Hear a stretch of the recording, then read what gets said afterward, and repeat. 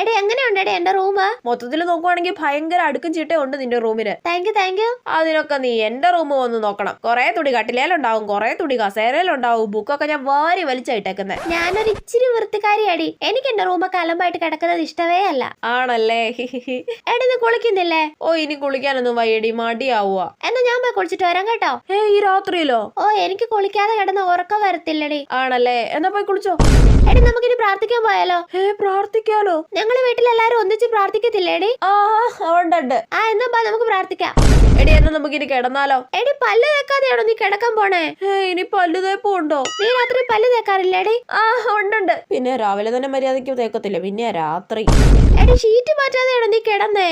ഷീറ്റൊക്കെ മാറ്റണോ? നീ എണീറ്റേ, എന്നിട്ട് പുതിയ ഷീറ്റ് അങ്ങോട്ട് വിരിച്ചിട്ടേ. ഓക്കെ ഡി. എടി ഷീറ്റ് നല്ല ഒതുക്കിയിടണേ, ഇല്ലെങ്കിൽ കിടക്കുമ്പോ രാത്രി ഷീറ്റ് ചുരുണ്ടു കൂടും. നീ വെറും വൃത്തിക്കാരിയല്ലടി, നിനക്ക് വൃത്തി വന്ന് പ്രാന്തായതാ.